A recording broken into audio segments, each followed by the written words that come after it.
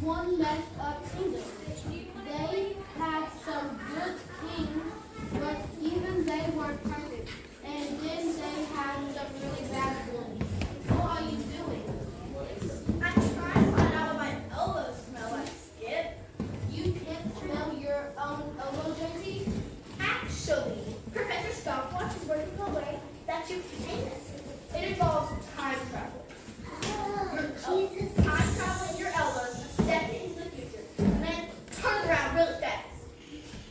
I'm thinking of starting an elbow sniffers club. Yeah, well, good luck with that. Do you want to talk about choosing kingdom or not?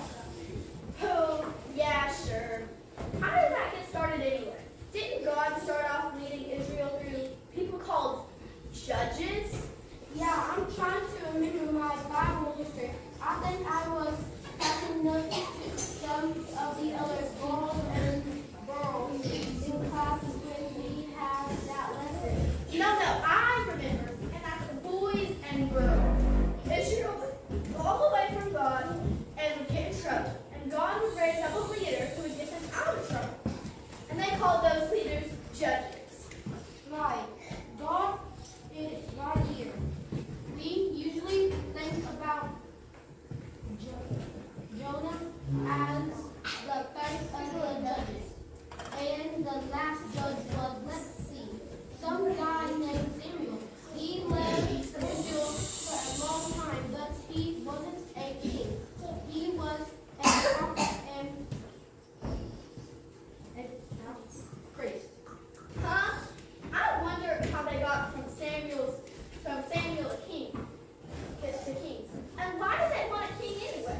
Well, lots of other countries have kings. Maybe they wanted to try it. Yeah, but we just traveled backwards through Israel's history. Having kings didn't work out so good today. No, it didn't. They had some bad kings. Of course, we already that Jesus is going to come back someday and be the best king ever and rule forever. Oh, yeah. I bet he'll set up all kinds of cool things. It's going to be great to have Jesus as a king. Do you think King Jesus would start an elbow sniffers club? I don't know. Ask him about it. So you want to check out Samuel and see how this whole kingdom of Israel thing got started? Oh, yeah. Got the time dialed up and ready to go. Let me just set it for Samuel. Yeah, set it for later in Samuel's life. He's meeting with the leaders of Israel, and they're not happy about something. You got it. But I wonder what this has to do with Jesus. Easy. Israel had a bunch of bad kings, but Jesus is going to be the perfect king. Ready to time travel? You got it. Remember, going back in time, you have to say time travel backwards.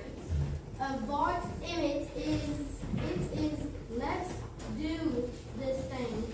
Say, Skip, what do you think Samuel's elbow smells like? Will you forget about the elbows and activate the time dial already? So, is you say, Skip. Oh, all right. Sorry, I'm just asking.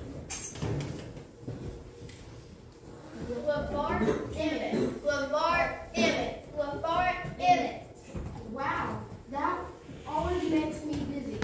Hey, girls and boys, pay attention. We're going to see how Israel's kingdom got started.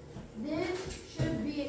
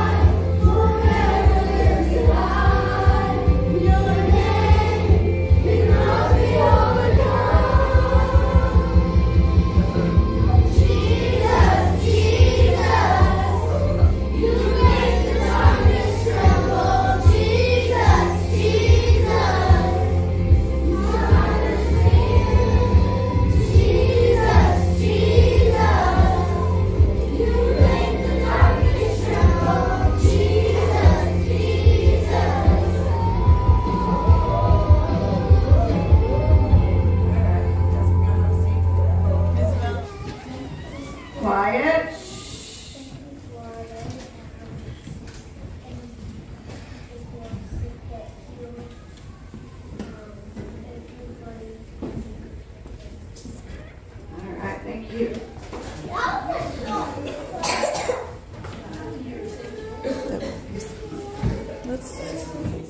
We are on week 7 of Time Travelers.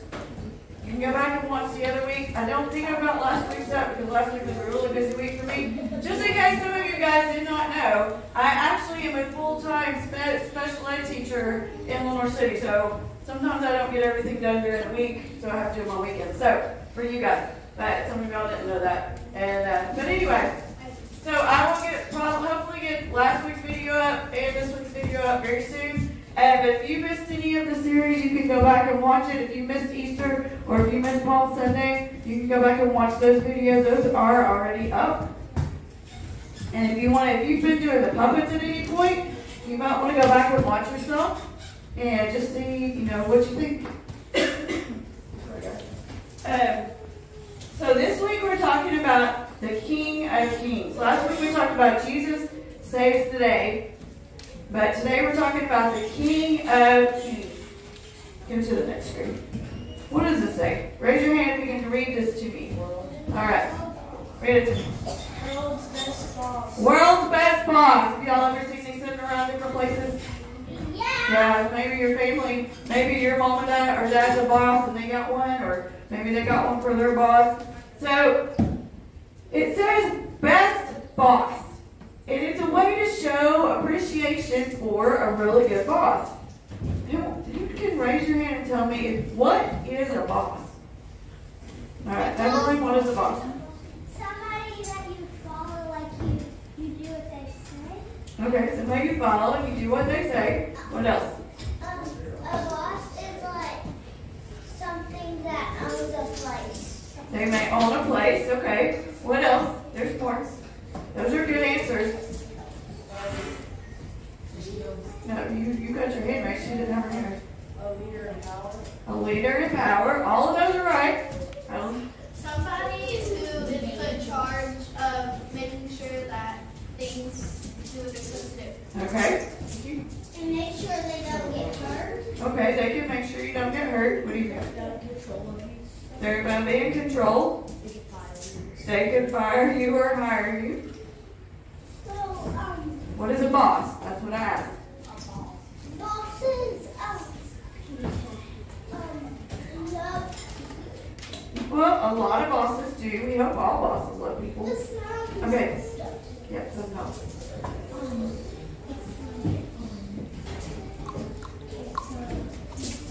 You're going to have to be louder because somebody's humming over here. He or she tells you what to do. Yep. All right. A boss is somebody who owns the country. They can run the country, yes. The boss can run the country.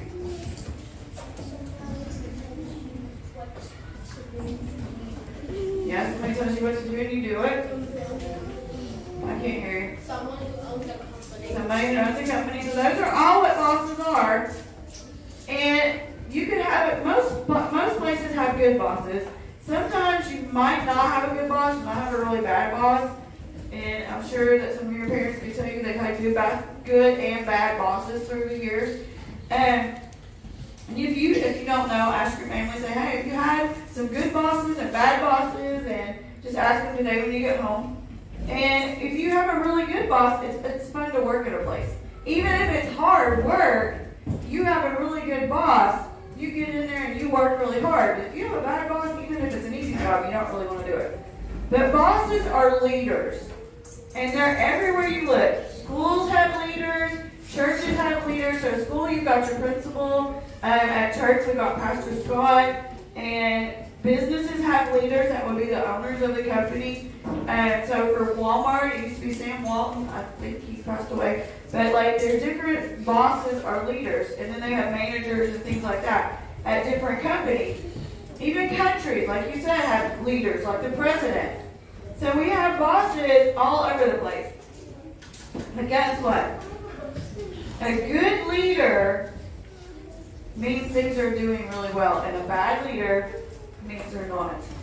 That's why we need to ask God to bless our leaders. We need to pray for our leaders. Even if we don't really like our leader, if we don't think it's a good leader, we need to pray for our leaders. We need to pray for our president. We need to pray for our principal. In the classroom, your teacher is your boss, is your leader. At home, your parents are your leader. And we need to pray for them, even if they're good, whether they're good or they're bad.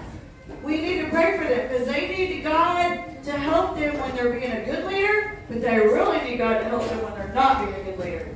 So I'm going to stop for a second and I'm going to ask everybody. We are on week 7 of Time Travelers. You can go back and watch the other week. I don't think I've got last week's up because last week was a really busy week for me. Just in case some of you guys did not know, I actually am a full-time special ed teacher in Lenore City. So sometimes I don't get everything done during the week, so I have to do them on weekends. So for you guys, but some of y'all didn't know that. And but anyway, so I will hopefully get last week's video up and this week's video up very soon. But if you missed any of the series, you can go back and watch it. If you missed Easter or if you missed Palm Sunday, you can go back and watch those videos. Those are already up.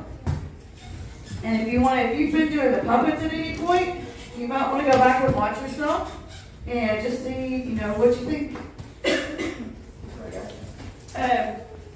So this week we're talking about the King of Kings. Last week we talked about Jesus saves the day.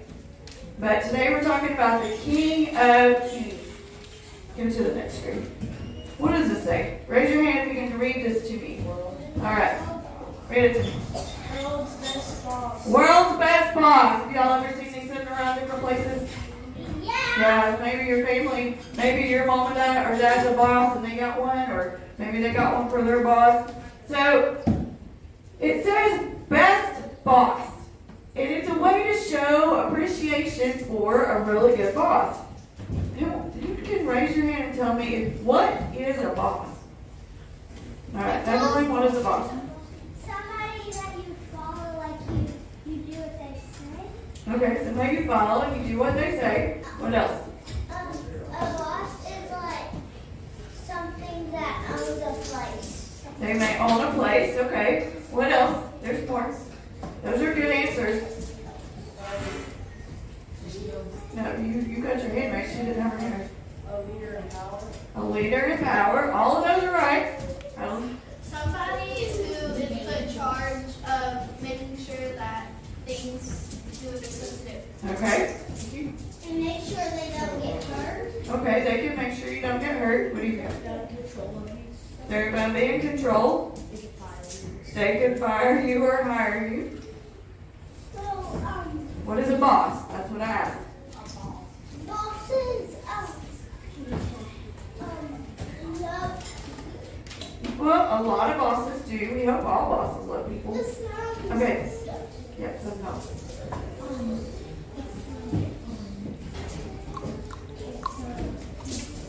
You're going to have to be louder because somebody's humming over here.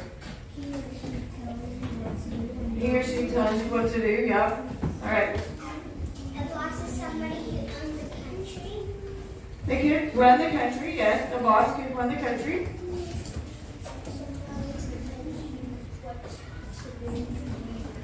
Yes, somebody tells you what to do and you do it. I can't hear you. Someone who owns a company. Somebody who owns a company. So those are all what bosses are. And you can have it, most places have good bosses. Sometimes you might not have a good boss, you might have a really bad boss. And I'm sure that some of your parents can tell you they've had good and bad bosses through the years. And if you don't know, ask your family, say, hey, have you had some good bosses and bad bosses? And just ask them today when you get home. And, all right. But here's the thing, the Bible tells us that someday Jesus is coming back. Just hang on. Someday Jesus is coming back to the world, to this world, to set up his kingdom forever. He's going to be the best boss ever. He already did. And he's been here, but he's coming back to set up his kingdom. Today? Not today. Well, we don't know when. Well, Jesus is coming back to take us to heaven for a little while. And then he's going to come back and he's going to get rid of the devil and he's going to make his kingdom here on earth. So there's going to be 2 times. So life under Jesus' leadership is going to be great. It's going to be amazing. Even now, the world is still under the curse of sin from Adam and Eve. And people are doing things that are wrong. The devil's still here. He's still trying to mess stuff up. And we are all trying to follow Jesus. We're trying to do the right thing. We're trying to make good choices. Honey, sit your chair down because it will flip out from under you. Thank you. And if we do not make the right choices, we know about it, right? Do you all feel guilty when you make a bad choice? Some people don't feel guilty anymore because they've made so many bad choices. And that's the world today. But when Jesus comes back and restores everything and sets up his kingdom, all of the bad people, the devil, everything's going to be off. It's going to be gone. It's going to be somewhere. Not a place you want to go. But it's going to be great here. It's going to be amazing here. So, now our time travelers want to see the kingdom of Israel and how it got so broken. So the kingdom of Israel, remember Jesus, or not Jesus, God, before Jesus. God sent Moses and he got the people of Israel out of Egypt. He brought them around and then Joshua led the people after Moses died. They came in and they set up the country of Israel. They were working on setting all that up. But then the Israelites, even in the desert, when they were marching around in the desert, didn't always follow God. They didn't always do what they were supposed to do. They didn't make good choices. They kept messing up. And sometimes we mess up, right? So, as we travel back through time, we're going to find out that Jesus is the same yesterday, today, and forever. He's the same all the time. God is the same. He never changes. He always wants us to do what he asks us to do. Go ahead to the next screen. And one day he's going to come and set up his kingdom here. And we don't know what it's going to look like. This is just a picture that I found just to kind of show us. We don't know what it's going to look like. This is more like heaven in the clouds. But we have no idea what Jesus' kingdom here on earth will look like. But it's going to be beautiful. It's going to be amazing. There's not going to be any bad stuff here. There's going to be no death, no sickness, none of the things that make us sad. Yes? So, whenever you get to heaven, do you, go to sleep? You don't know all that until you die.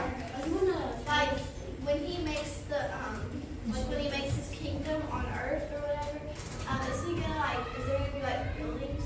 So he's going to come and he's going to take all the Christians to heaven. During the rapture. During the rapture. And then later, he's going to come and he's going to fight a war and destroy the devil, and then he's going to set up his kingdom on earth. But why does he have to fight a war? Why can't he just, because since Can he just snap his fingers? I don't know.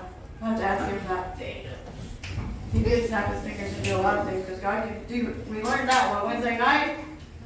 Anything is possible for God. God can do anything. We don't know why God chooses to do things the way he chooses to do it, but he just does. So, we just got to follow him. He's our leader. When the rapture comes, what about all the non-Christians? Can they still get saved, but won't they have to, die? That's another lesson we'll talk about later. Right now we're talking about this, okay?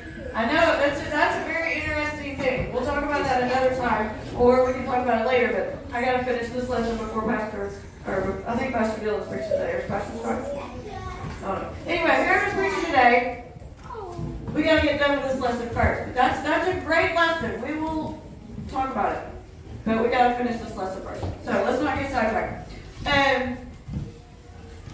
But there's a lot of unhappy stuff here on earth. Go ahead. But we got to remember that Jesus still came. He died. He rose again. Keep going. And he's coming back later. So he died. He rose from the grave. He was alive. He's alive. And then he ascended to heaven. And one day he's coming back to get us. So we've got to remember that. But today we're going to talk about the beginning of the kingdom of Israel. So before, early in the Old Testament, there were judges, there were prophets, and they were the ones that God spoke to, and he used them to help tell the people, you're doing right, you're doing wrong, you need to do this, you need to do that. God spoke through those, and God was their king. But as they become a nation, like all the other nations, around them, the other nations had kings. And they're like, we want a king. God, we want a king. We want to be like all these other nations. And God was like, if I grant you that wish and I let you get a king, instead of me being your king, and you get a king, he's going to be your boss. And he may not, some of them may be good bosses and some of them may be bad bosses. I want to be your king. And the people kept saying, no, we want a king, we want a king, we want a king. And God said, okay. So we're going to, I think,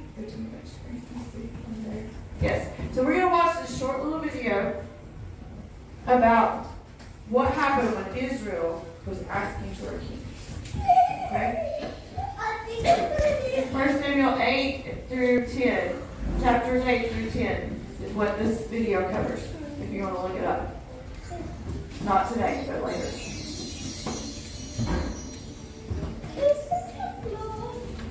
When Samuel grew old, he appointed his sons as Israel's leaders. The name of his firstborn was Joel, and the name of his second son was Abijah, and they served at Beersheba. But his sons did not follow his ways. They turned aside after dishonest gain, and accepted bribes and perverted justice.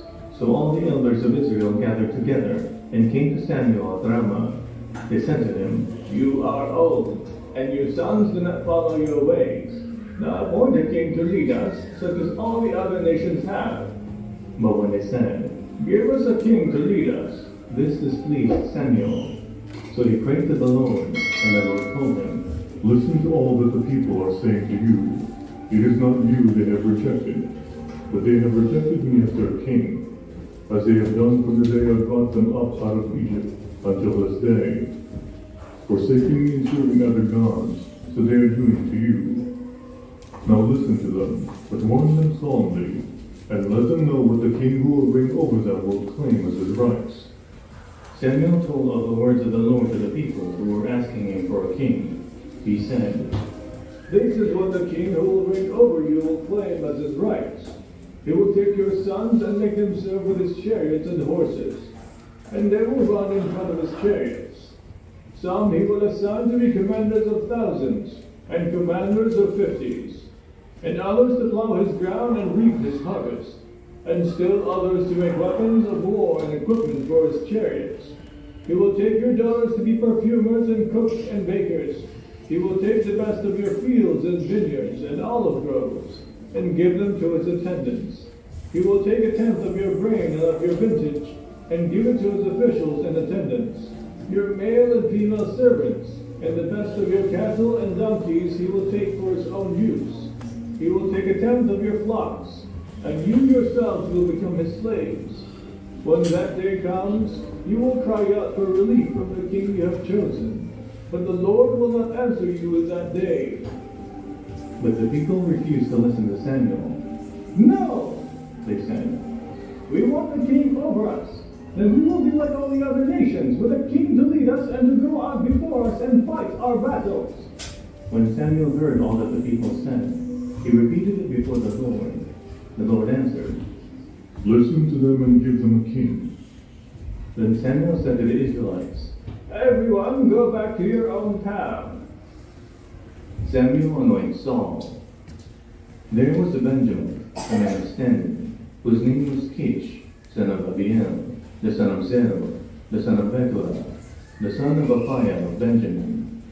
Kish had a son named Saul, as handsome a young man as could be found anywhere in Israel, and he was a head taller than anyone else. Now the donkeys belonging to Saul's father Kish were lost, and Kish said to his son Saul, "Take one of the servants with you and go and look for the donkeys." So he passed through the hill country of Ephraim and through the area around Shalisha, but they did not find them. They went on into the district of Sha'alim, but the donkeys were not there. Then he passed through the territory of Benjamin, but they did not find them. When they reached the district of Zuph, Saul said to the servant who was with him, "Come, let's go back, or my father will stop thinking about the donkeys and start worrying about us." But the servant replied, "Look, in this town there is a man of God. He is highly respected and everything he says comes true. Let's go there now. Perhaps he will tell us what way to take." Saul said to his servant, "If we go, what can we give the man? The food in our sacks is gone.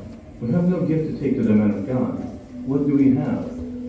The servant answered him again. Look, he said, I have a quarter of a shekel of silver. I will give it to the man of God, so that he will tell us what way to take. Formerly in Israel, if someone went to inquire of God, they would say, Come, let us go to the seer, because the prophet of today used to be called a seer. Good, Saul said to the servant. Come, let's go. So they set out for the town where the man of God was. As they were going up the hill to the town, they met some young women coming up to draw water, and they asked them, Is the seer here? He is. They answered, He's ahead of you. Hurry now. He has just come to our town today, for the people have a sacrifice at the high place. As soon as we enter the town, you will find him before he goes up to the high place to eat. The people will not begin eating until he comes, because he must bless the sacrifice. Afterwards, those who are invited will eat. Go up now. You should find him about this time. They went up to the town, and as they were entering, there was Samuel, coming toward them on his way up to the high place. Now the day before Saul came, the Lord had revealed this to Samuel. About this time tomorrow, I will send you a man from the line of Benjamin, anoint him ruler over my people Israel. He will deliver them from the hand of the Philistines. I have looked on my people, for their cry has reached me. When Samuel caught sight of Saul, the Lord said to him, This is the man I spoke to you about. He will govern my people. Saul approached Samuel in the gateway and asked, Would you please tell me where the seer's house is? I am the seer, Samuel replied. Go up ahead of me to the high place, for today you are to eat with me, and in the morning I will send you on your way, and will tell you all that is in your heart. As for the donkeys you lost 3 days ago, do not worry about them. They have been found. And to whom is all the desire of Israel turned, if not to you and your whole family line? Saul answered, But I am not a Benjamite, from the smallest tribe of Israel, and is not my clan the least of all the clans of the tribe of Benjamin? Why do you say such a thing to me? Then Samuel brought Saul and his servant into the hall, and seated them at the head of those who were invited, about 30 in number. Samuel said to the cook, Bring the piece of meat I gave you, the one I told you to lay aside. So the cook took up the thigh with what was on it, and set it in front of Saul. Samuel said, Here is what has been kept for you. Eat, because it was set aside for you for this occasion from the time I said, I have invited death. And Saul dined with Samuel that day. After they came down from the high place to the town, Samuel talked with Saul on the roof of his house.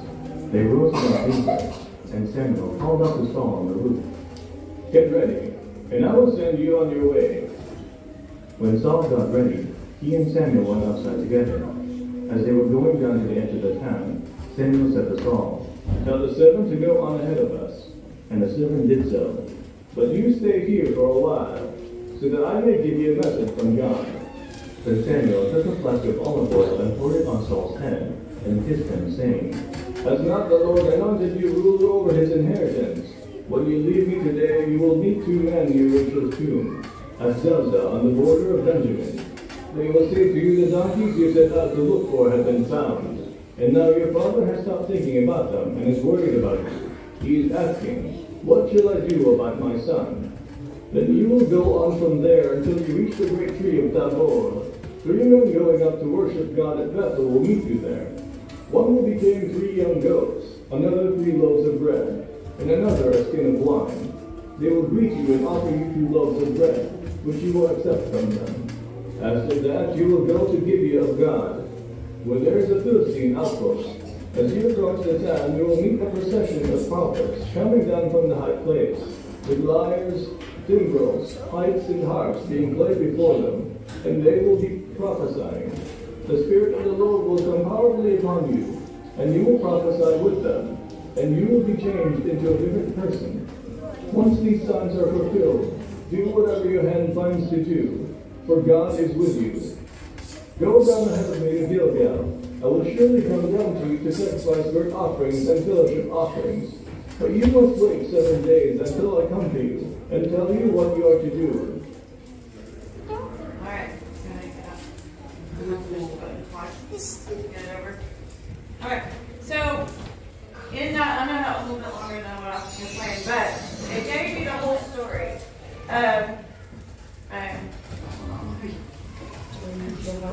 Yeah, go back and sit down.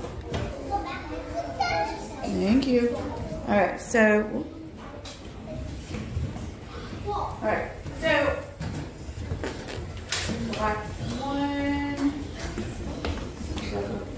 Okay, just leave it right there. That's fine.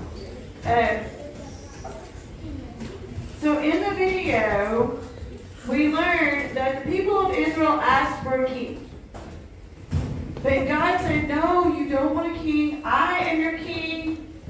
You don't want a king because what a king's going to do is they're going to create an army and they're going to call all your young men and they're going to put them all in their army and they're going to have to go fight. Some of them are going to die. Some of them are going to live. But they're going to have to leave you and go fight for this king. They're going to ask you to give part of your, like 10%.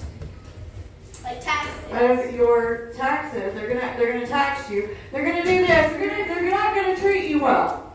Some of your kings, like King David, we learned about King David was an amazing king. He wasn't perfect. He still made mistakes.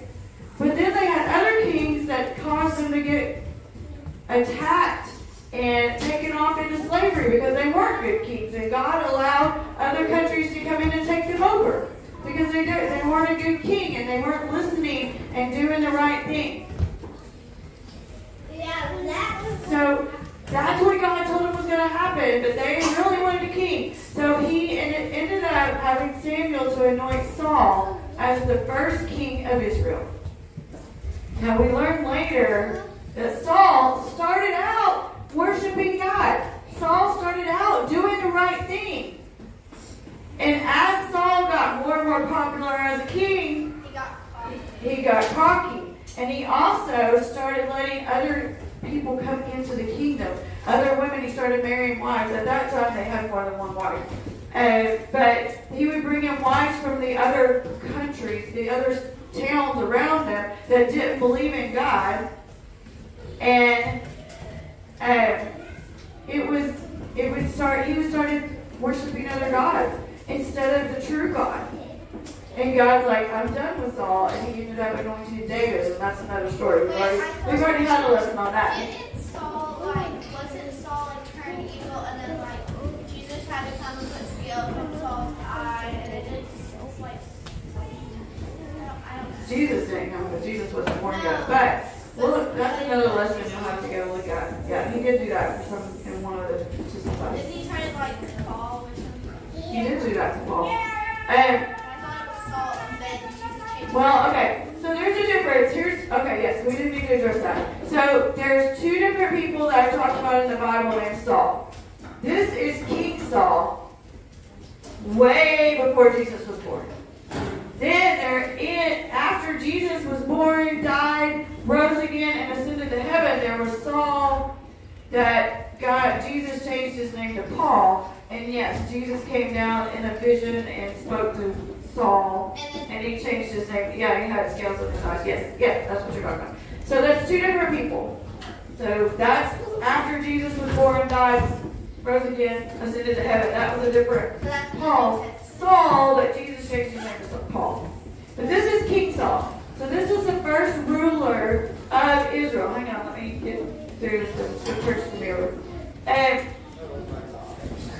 So the kings started ruling over Israel. And David was a great king. There were some really great kings in Israel. And then there were some really not so great kings. But as Saul got more popular and started bringing in these other advisors and he started worshiping other gods, his disobedience caused God to turn his back on Saul. Or actually, Saul turned his back on God.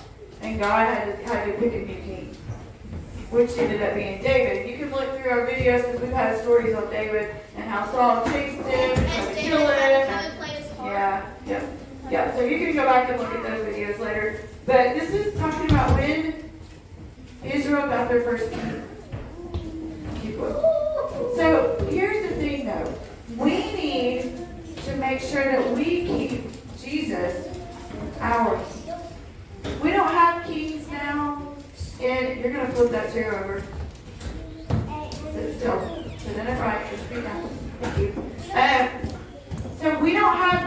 have presidents now. But that does not need to be, yes, that's our leader here on earth. And we need to pray for those leaders. And we need to follow the laws that are set for the land, as long as it doesn't go against what the Bible says. But our true boss is Jesus. It's God. God is our true boss. And we need to be following His rules. And we need to be praying and asking Him what we need to be doing. We need to be asking Him the next step in our life. Some of you guys are fixing to go into middle school. Some of you guys are going from kindergarten into first, second, third, fourth, whatever grade you're going into. As you get older, pray and ask God what He wants you to do with your life. It doesn't matter if you're in kindergarten or you are in 6th or 7th grade or 5th grade. It doesn't matter what grade you are in. God has a purpose for you. And the only way that you're going to know what it is if you pray and ask Him. Ask Him to help you make good choices. Ask Him to help you to do the right thing. And keep Him as your king, the king of your life. Don't let a video game control you. Don't let a YouTube videos tell you what you should do. Don't let TV shows tell you how you should live. Let God tell you. Let His Word tell you how to live. There's a lot of people out there right now trying to tell you to do some crazy things that are against what the Bible says. And I want you guys to be strong. I want you to be able to stand firm and do what God says. But the only way that you are going to know the difference between God's Word and the right thing to do and what these adults are telling you, and these are not kids telling you to do the wrong thing. They're adults telling you to do things that are not what God's plan is. They're not right. They are wrong. And they want to tell you it's okay. And the only way you're going to be able to stand firm and you're going to be able to know the difference, because we believe it. You guys believe a lot in the adults in your life, right? They should be leading you down the right path. They should be telling you the truth. They should be telling you what's right and what's wrong. But now they're telling you the things that are wrong is okay. And it's not. And as you get older, you're going to know more about what I'm talking about. Some of you may already know what I'm talking about. You need to pray and you need to say, God, help me to know the truth. Help me to know what is right and what is wrong according to you. According to what you say, God. Don't let me get distracted. Don't let them trick me into believing something is okay when it's not okay. Telling lies is never okay. Remember we talked a few weeks ago about white lies? There are no white lies. All lies are the same. We know right and wrong. But there's people trying to tell you different. And the only way that you're going to be able to stand firm and stay in the right path with God and not get tricked by these people and by these TV shows and by these books that are coming out and the different things that you're being taught is to pray and to read God's Word, to read the Bible. Get the kids' Bible app. If you're not reading yet or you're just learning to read, get the Bible app. It will read it for you.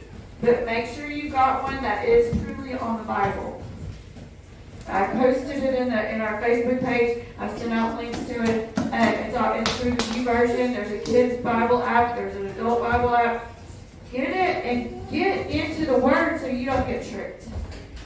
Pray and ask God to lead you. And that's my challenge for you guys. That's what I want you guys to learn from this lesson. Make Jesus your King and know without a doubt what He says is true. And don't let anyone trick you as you're growing up. And stand firm.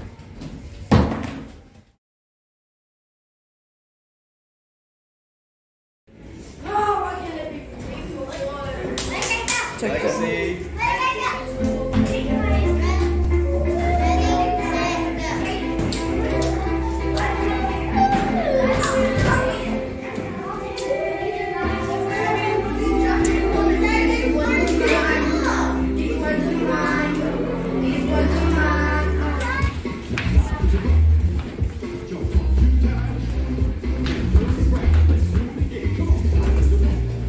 Right to the right. Come on, girls. Move your feet. To the beat, move your feet. Where's the disco eyes? Jump 1, 2, 3, 4. Desire. 1, 2, 3, 4. Move your feet. Some of y'all not moving.